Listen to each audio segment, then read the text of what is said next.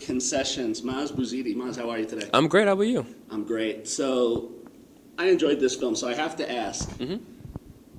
This film really is a love letter to film, so I don't really know if I need to ask what inspired this, but I'm curious to know, what is it that you love about film to pay it this homage? Yeah, I mean, it's given me everything in life. It's given me happiness, purpose, reasons, and why not? You know, I saw.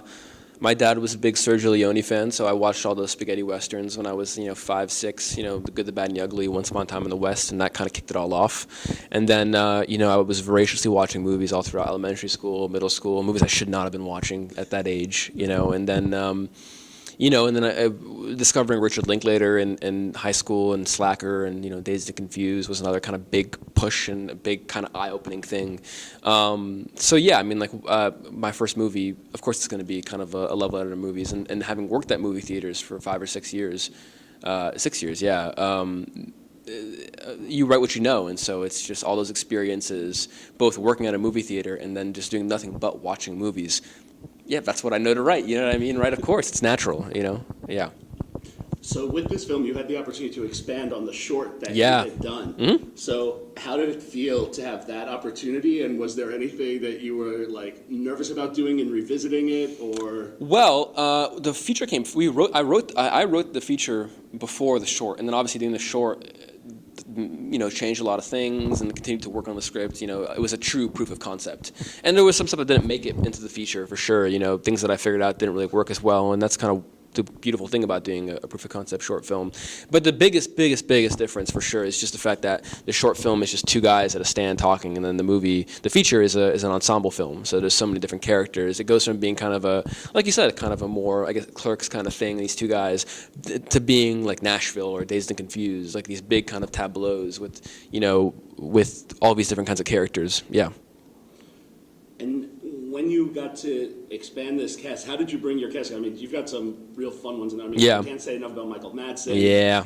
Stephen Ogg, I'm a Deadhead. I loved him on Walking Dead. Yeah. How did you bring your ensemble together? What was that process? Well, you mean like how did we get them, or how was it like working with them? I guess. Well, we got weirdly lucky because we had the interim agreement. We shot during the strike, and we had a lot of actors who maybe we wouldn't have been on their radar if not for that, because there was so few film shooting and stuff like that, And so I just sent the script. We sent the script to Steven, sent him a letter, and he really dug it, and we got to work. And he's a real actor's actor. Like he loves to rehearse. He's all about the character. He's as serious of an actor as it comes. Like that guy loves theater. He loves to rehearse. Loves to work with actors and likes to be present. He was a real kind of leader in that sense. And then Michael Madsen was just kind of like a hero of mine, such an icon, so cool, and a real sensitivity to him that I think a lot of people don't know about, with that performance. And Rex is very much, how he is, I think, in terms of kind of like that softness. And he was a really kind of sensitive soul. And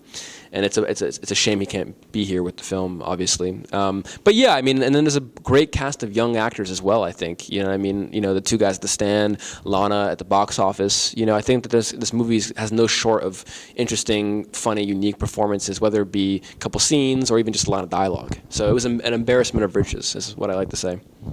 Now, working with your production design team, you had this beautiful aesthetic that you captured that seemed to blend like the modern day when it's set, and like 70s grindhouse almost. Oh, interesting. Yeah. Like that. How did you come up with that aesthetic? Well, I feel like the movie's not really modern. I think that, there's one phone in the movie, literally only one phone, which is, kind of on purpose. I think, there's definitely a 60s, 70s look. It's very influenced by Jacques Demy, Jacques Tati, very colorful French films. The uniforms are all kind of influenced by Young Girls of Rochefort, Model Shop, Umbrellas of Cherbourg, Playtime, the cigarette vending machines and stuff like that. And yeah, so it has definitely kind of like the main thing was that the theater needed to look like it was stuck in time. Like it hadn't changed really one bit. Like they don't even do Apple Pay or cards. It's cash only, So it's like, that was all very conscious. And also they repainted the entire theater, and then we had to repaint it back when we left. So like it doesn't look like that anymore, Yeah. I don't want to necessarily say that they're the Jay and Silent Bob inspired, but can we talk a little bit where the idea came from for the Saratoga County Dragon Cocks. yeah. Well, do you know where? Are you aware of Saratoga and New York and all of that? Not as much. So that's kind of where that's the area that I'm from, for sure. Yeah, and I think there's totally some, especially Jay in there. You know, what I mean, right, in terms of kind of that their verbosity, but. Yeah, I just think that's also just kind of a great hangout movie trope. You know, it's just like the guys who are just always there, always hanging out outside of something, selling weed, hanging out, making music and stuff like that. There was also a lot of that Nashville influence of like, you know, them being musicians and stuff like that. But yeah, I mean, it's the movie's kind of like a melting pot of a bunch of different movies and references and things that I love. And so yeah, I mean, Jay and Silent Bob are awesome. You know what I mean? And so if they are kind of that for this movie, that's cool. That's great. You know what I mean? And now that you've directed your first feature film, yes, congratulations. Thank it's always you. Such a wonderful accomplishment. Thank you, man. I love to ask this, and some directors love this question, and some are like, that's both the worst and greatest question I've ever had to answer. What's the question? What was your greatest aha moment, and what was your greatest learning curve that you're like, you know what, when I move into number 2, doing this, not doing that? I can tell you the learning curve is that, be a bit more judicious, because I cut a lot out of the movie. It was like, there was probably like half an hour of stuff that I cut out. So probably knowing what I need and don't need, and like knowing that I can cut out of scenes a bit earlier, you know what I mean, right? I think that was a huge learning curve. And also knowing that, I mean, I'm a big stick to the script kind of guy. The thing is, the play is the thing, that sort of thing. When we rehearse it a lot and we do table reads and stuff. But like, there's also nothing better than an actor just winging it and doing their thing. Especially if they know the character, they know the lines, but they're just comfortable, and they'll always give you something that you never knew that you were looking for. And then the biggest aha moment, I guess every day working with Michael, man, was just like, it was magic. It was just like I felt like a kid playing cowboys and Indians, you know, or you know, it's like it was.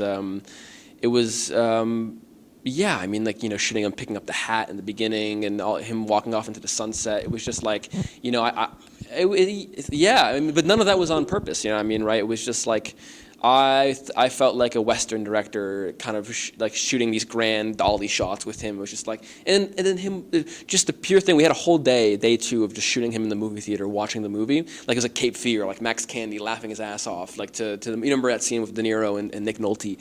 It was so much fun. And that was like, wow, I'm 22 making my first movie, and this is what I get to do. It's like, it doesn't get better than that. And the last question I'll ask is, what is it that you hope people take away from the film? That's the last question everyone's been asking, and I like it. It's cool. What I think is just, and I've said this before in like different quotes and stuff like that, but I think that this movie could be a eulogy, and that would be kind of a bummer. I don't want this to be kind of like I don't want people to view this as like a nail in the coffin at all, because I think the movie's kind of hopeful in a way, at least for like people, even if the theater does close. But obviously, I would love for this to be kind of a call to action for people to see it and just kind of like be like, man, I love movies, or man, I want to go see a movie. You know what I mean, right? If people end up discovering this movie like on a, you know, renting it online or something, I don't know. Like I hope that they realize, oh, I should see this in the theater, or I should go pay for a ticket to go see a movie. So yeah, for sure, I hope that it's inspiring. I hope if there's one thing that I hope people take away from the movie besides liking it, hopefully, fingers crossed, it's that they want to go see a movie at a theater. All right. Well, best of luck with the film. Thank you so much. It's great to taking time to talk with me. Absolutely, and if you ever want to do a longer chat, let me know for sure. All right, thank you so much, Michael. Take care. Yeah, thanks.